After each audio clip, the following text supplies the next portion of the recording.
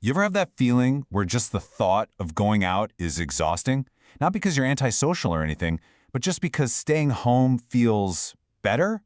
Well, we're about to dive into the psychology of people who genuinely prefer staying in, and we're going to see why it's so much deeper than a simple preference.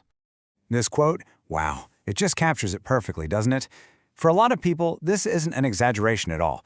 The effort of getting ready, making small talk, just navigating the chaos of the outside world, it can honestly feel like a huge task when you're already perfectly content right where you are. This is the exact feeling we're going to explore today.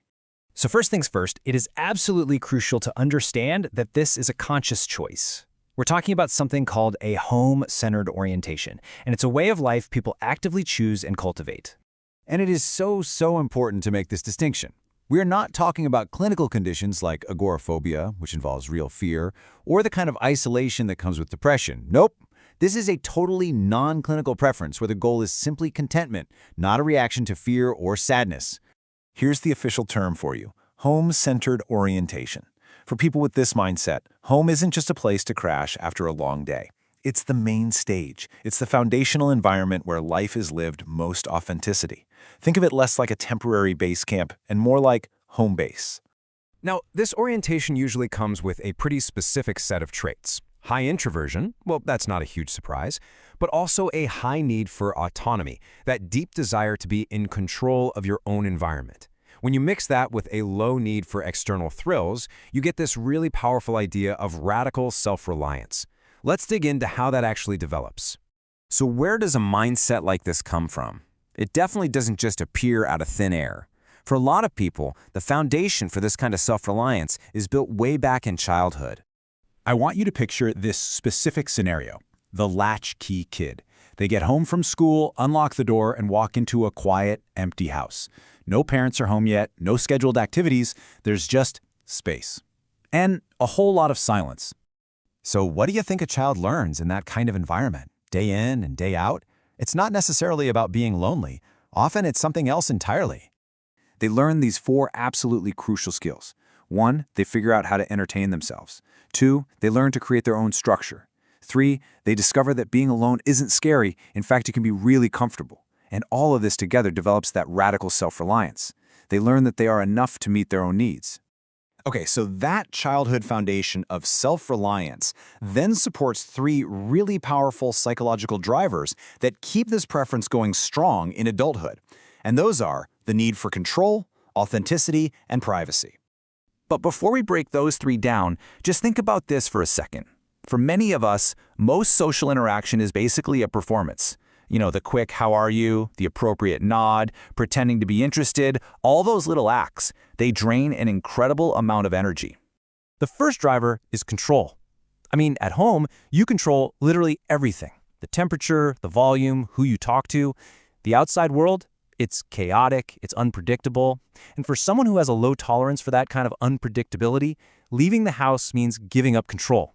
So the choice becomes pretty obvious. The second driver is a deep need for authenticity.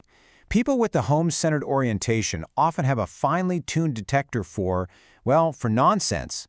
They see the scripted, phony nature of a lot of social rituals and just decide the performance isn't worth the energy. At home, you don't have to perform for anyone. And number 3 is privacy. Home is a sanctuary. It's a place where you're safe from being seen, judged, or observed. For someone who learned early on that solitude equals security, leaving the house can feel like totally unnecessary exposure. Why would you leave a space where you can let your guard down completely? All right, let's get into one of the most misunderstood parts of this whole psychology. It's a fascinating reframe called the competence paradox. So, the outside world often looks at this behavior and just slaps the label avoidance on it. But from the inside, from the homebody's point of view, it's all about efficiency. It's not about being unable to handle the world. It's about being so competent at it that you've basically optimized it right out of your life. And this just brilliantly shows how they do it. They've mastered the systems. Groceries, delivered. Work, done remotely. Banking, all digital.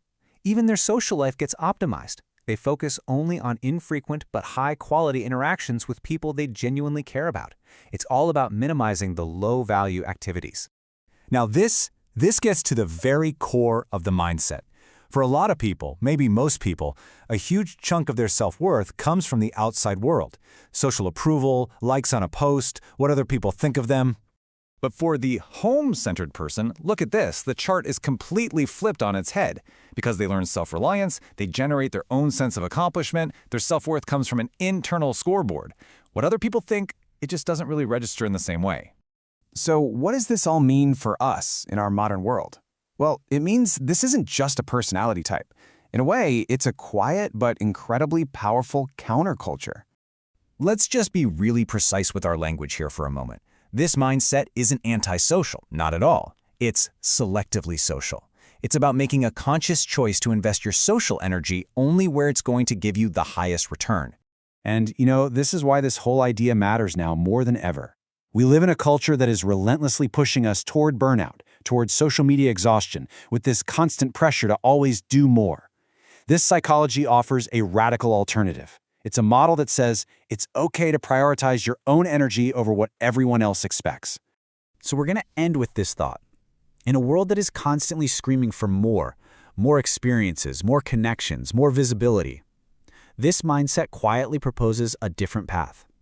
It asks a really simple but profound question. What if home is enough?